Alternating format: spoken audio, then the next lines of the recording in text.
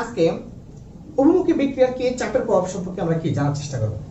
একটা বিক্রিয়া আমি পড়াইছি, দেখো এই বিক্রিয়াতে দুটা বিক্রিয়ক একটা উৎপাদ, ঠিক না?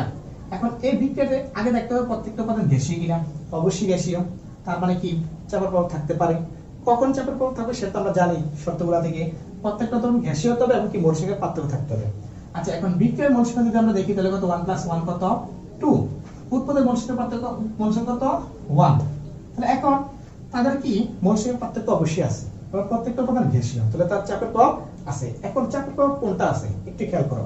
এখানে বিক্রিয়কের মোল সংখ্যা কি বেশি, তার মানে কি n1 কত n2, তার মানে বুঝছি কোন সময় বিক্রিয়কের মোল সংখ্যা বেশি হতে পারে, আবার কোন সময় কি উৎপাদের মোল সংখ্যা বেশি হতে পারে। যখন বিক্রিয়কের মোল সংখ্যা বেশি হবে, উৎপাদের মোল সংখ্যা কম হবে, তখন যে চাপের প্রভাবগুলো সেগুলো নিয়ে আজকে আমরা কি আলোচনা করব। আচ্ছা, এইগুলার কি চাপের প্রভাবগুলো যদি জানেন তাহলে তার কি বিপরীতগুলা কি শুধু কি এগুলার কি যে চাপের প্রভাবগুলো সেগুলা কি বিপরীত ক্রমে লিখলে হয়ে যাবে।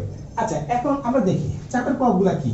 এই যে গ্রাফিক্সের মধ্যে আমরা দেখতেছি কি, দেখো যখন চাপের প্রভাব থাকবে তখন কি করব আমরা, যখন বিক্রিয়কের মোল সংখ্যা কি বেশি হবে তখন যদি আমরা কি এই বিক্রিয়া কি চাপের পরিমাণ বাড়াই, কি পরিমাণ চাপ বাড়াই, প্লাস দ্বারা বোঝাচ্ছে কি চাপ যখন বাড়াই তখন বিক্রিয়ার সাম্যাবস্থাটা কি সম্মুখ দিকে অগ্রসর হয়। কোন দিকে?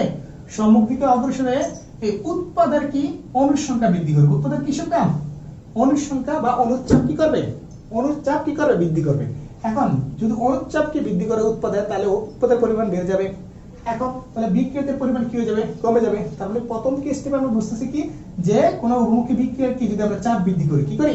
চাপ বৃদ্ধি করলে বিক্রিয়ার সাম্যাবস্থায় সম্মুখ দিকে অগ্রসর হবে এবং অগ্রসর হয়ে উৎপাদের কি অণুর সংখ্যা বৃদ্ধি করবে এবং কি বিক্রিয়কের অণুর সংখ্যা কি করবে? হ্রাস করবে। আর উৎপাদের অণুর সংখ্যা বৃদ্ধি পেলে উৎপাদের চাপ বৃদ্ধি পাবে এবং কি বিক্রিয়কের চাপ কি পাবে? হ্রাস পাবে। আর দ্বিতীয় পয়েন্টটা দেখতেছি আমরা মাইনাস দ্বারা বুঝছি কি চাপ যদি আমরা হ্রাস করি, তাহলে যদি কোনো অভিমুখী বিক্রিয়া আমরা কি চাপ যদি কি করি? হ্রাস করি, তখন বিক্রিয়ার সাম্যাবস্থাটা পশ্চাৎ দিকে অগ্রসর হয়ে বিক্রিয়কের কি অণুর সংখ্যা বৃদ্ধি করবে। আবার বলি, যখন কি কোনো অভিমুখী বিক্রিয়ার কি আমরা কি করবো? চাপ হ্রাস করবো, তখন বিক্রিয়ার সাম্যাবস্থাটা পশ্চাৎ দিকে অগ্রসর হয়ে বিক্রিয়কের অণুর সংখ্যা বৃদ্ধি করবে, ফলে বিক্রিয়কের কি চাপ বৃদ্ধি হবে এবং উৎপাদের কি চাপ কি পাবে? হ্রাস পাবে। এই হচ্ছে তোমার 2 নম্বর কি পয়েন্ট। এই 1 ও 2 নম্বর পয়েন্টটা কি করব আমরা কি লিখবো যখন চাপের প্রভাব থাকবে। এখন এটা কখন লাগবে? যখন বিক্রিয়কের কি মোল সংখ্যা বেশি হবে। যদি উৎপাদের মোল সংখ্যা বেশি হয় তাহলে আমরা কি এই গ্রাফিক্সটাকে এই পয়েন্টগুলো কি বিপরীত ক্রমে লিখবো, ঠিক না? অর্থাৎ কি এখানে কি হবে কি মাইনাস, এখানে হবে কি প্লাস, সোজা হিসাব। বুঝতে পারছি?